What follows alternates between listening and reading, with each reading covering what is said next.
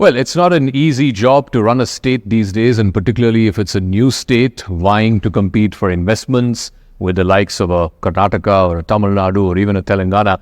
Joining me now is the Minister for IT, Communications and Education in the state government of Andhra Pradesh, Mr. Nara Lokesh. Thank you very much for speaking with us in this exclusive interview to CNN News 18. Well, thank you for having me. So it's been over 100 days since you came to power and you became Minister for IT, Communications and Electronics. How has this stint in ministership been? It's been an action-packed 100 days, lots of issues to talk about. I mean, Mr. Naidu's government is always action-packed. I mean, especially this time around, he's quite clear that we need to deliver the speed of doing business. So a lot of orientation, a lot of direction from him. And we're all a young team. If you look at it, 17 first-time ministers, 88 out of the 164 MLAs are first-time MLAs. So a lot of energy and a lot of action will be seen now in Andhra Pradesh. You've been going out of your way, wooing companies like Foxconn, Brookfield Corporation, Suzlon, all who have expressed an interest in investing in Andhra Pradesh. How easy or difficult is it to get investors to a relatively new state, and especially when you're competing against the likes of a Bangalore or a Hyderabad or even a Chennai? I mean, we have a brand. The brand name is called Chandrababu Naidu. Okay. So once Mr. Naidu's government came back to power in Andhra Pradesh, there's been renewed interest in the state, a lot of excitement. So all the names that you've read, they're all now raring to go. And Mr. Naidu himself has made certain commitments as far as the renewable energy is concerned at the RE Invest Summit, where 72 gigawatts will be done in 5 years. And that's a bold statement and a vision that we will go about delivering on that. And in the past, he's done that. He's taken every district with a clear sectoral focus, and he's delivered on it. I mean, Kia came to Anantapur, which was one of India's most backward districts. Yeah. The entire renewable energy projects to Kurnool. The electronics manufacturing to Chittoor and Kadapa. Like, we have very clear focus on our districts where we want to bring in investments and create the entire ecosystem. So not only can the businesses survive, but thrive over the next century. But specifically with regards to your department, information technology, there was a time when people were competing with each other for software companies. In this day and age of AI, when everybody's saying, AI will take away software jobs, a new state like yours, what is the pitch that you make to companies? Well, fundamentally, if you look at it, every industrial revolution has created more jobs than the past. That's number one. AI will transform the kind of jobs.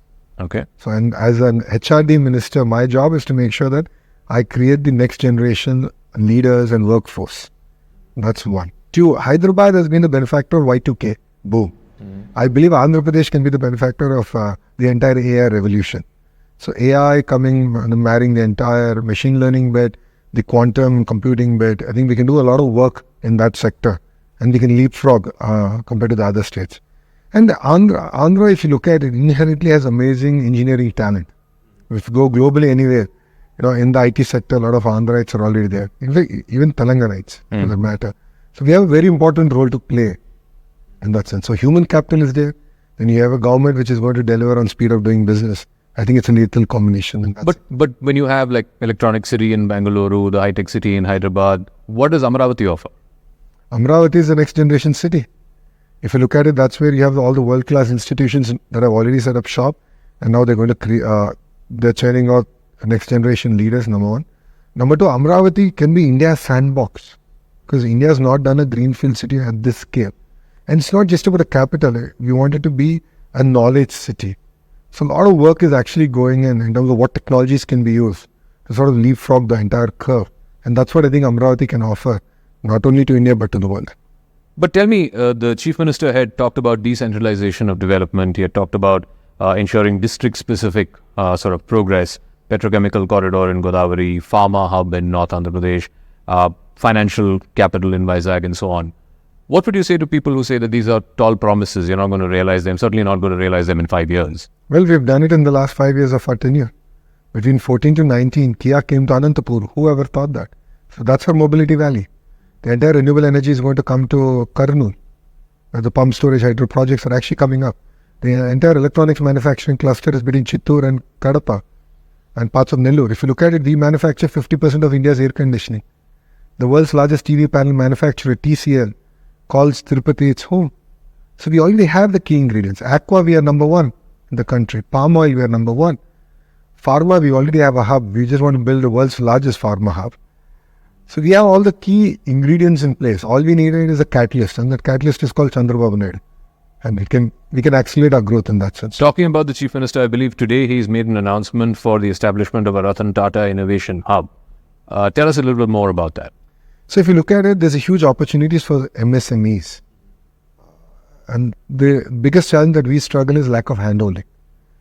In each district, if you followed each of my answer, I keep talking about ecosystem. That's very, very important. Politically, I would like to take certain companies in different directions, but I don't think it's right.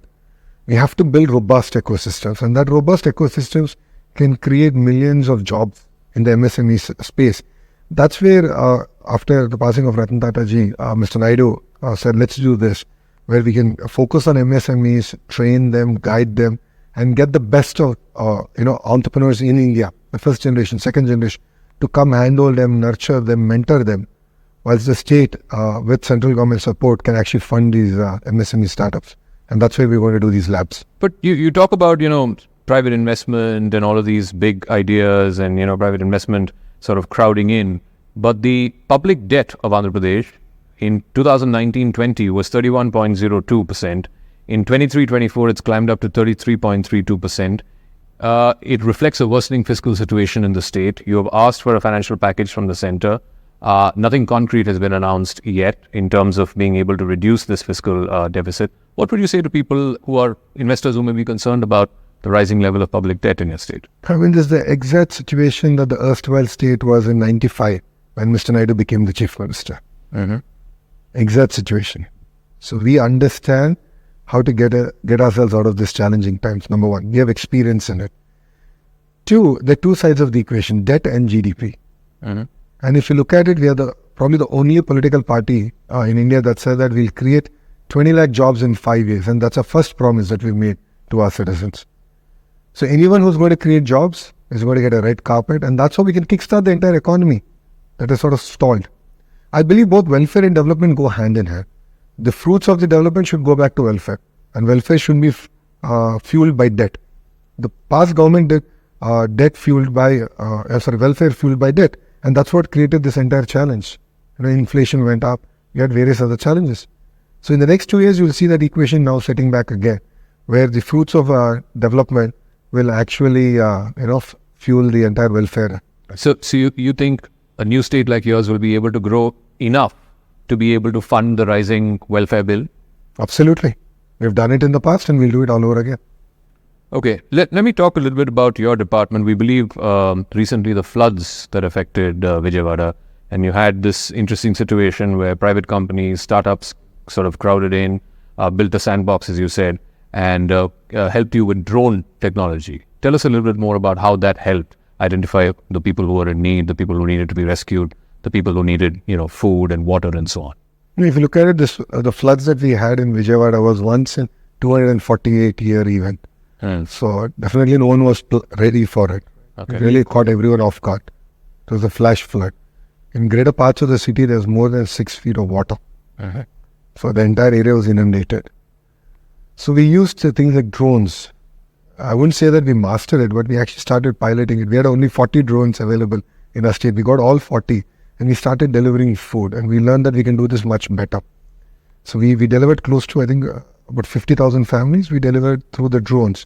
Of course, we've used the traditional methods of helicopters and dropping in food, but we've used this technology and we understand it better now. Come next time we have any crisis, number one. Number two, we took all the imagery, all the topographical maps.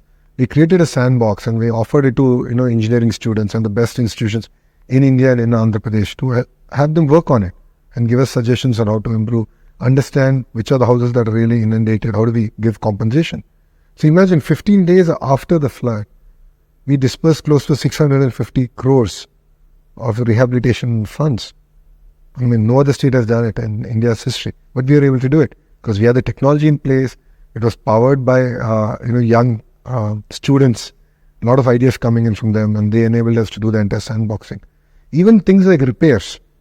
We worked with the gig economy, the various unicorns of India, to say, onboard more and more people of your AC mechanics, your bike mechanics, your TV repair guys, so that they're ready for the citizens when they come on platform. And we give incentives to do that. And so that's how dynamically we've worked. I do want to ask you, because you'd got into a bit of a Twitter sparring with one of your counterparts from Karnataka when this whole business about private sector reservations came into the news. Do you believe firmly, as a government representative, minister in charge of IT, that reservation should be kept out of the private sector, particularly in the IT industry? I believe that it won't work. Why? The policy never worked. See, if a person is coming and investing in Andhra Pradesh, the single reason he's doing that is looking at the talent we already have, the talent pool we already have. But there will be areas that we don't have. Now, let's take manufacturing, right? Let's take electronics manufacturing to that case. In my first term as IT electronics minister, managerial level, we didn't have talent. We didn't have workforce. While the line workers, we were able to train, the managerial workforce we didn't have. So we obviously have to get that expertise from different parts of the state. Once you come up with ratios, either horizontal or vertical, and say that, you have to have so many people, then industry is not going to thrive. So anyone who's looking at Andhra Pradesh is looking at the government and looking at the talent that we have. So I don't believe that's the right way for the nation, in fact. But tell us, because there's so much focus on jobs, or the lack of creation of jobs, it was in fact even a big issue in the 2024 Lok Sabha election. What would you say to those people that all of this is actually not creating the kind of jobs that are required? You need 2 million jobs every half year is what we're being told. You're not able to create that kind of jobs with the modern day economy. In fact, you're only creating less and less. I think as a state, I can't speak for the nation, but as a state, I think we need direction first and then velocity. The Honorable Chief Minister set the direction in terms of what we need to achieve. If you look at this, he spoke about it everywhere, saying that our singular focus is going to be job creation. So that sends a clear message to everyone, from the Chief Minister down to my Sarpanch, from the Principal Secretary to the CM or the Chief Secretary to the government, all the way down to the line functionary, saying that job creation is the single focus and don't come in the way of anyone who's creating jobs. See, the biggest cultural shift I think India needs is not to celebrate wealth, but celebrate industries and industrialists who create jobs. That's what other countries have done very well, and I think that's the fundamental shift we need to bring about. And that's one thing we want to spearhead in the state of Andhra Pradesh. I do want to come to a couple of issues that have been in the news from your state and otherwise. And I'm sure you're expecting this around this whole Tirupati Laddu controversy. The Supreme Court heard the matter. It's formed now a special SIT of its own. Some officials from your state police, some officials from the CBI. The court did raise some questions about the manner in which the state sort of jumped the gun on this issue. How would you speak to that? It's not politics, it's actually governance. When the Chief Minister has a certain report on his desk, he is duty bound to explain it to his citizens. So if he keeps the report under wraps, then people will question him why he kept it under wraps. I think that's very unfair.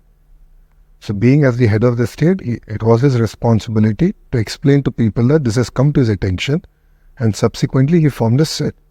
To that SIT, the Honorable Supreme Court has added 2 members from the CBI and 1 member to the FSSAI. Yeah. So it has never found fault for starting a SIT. So just to be clear on record.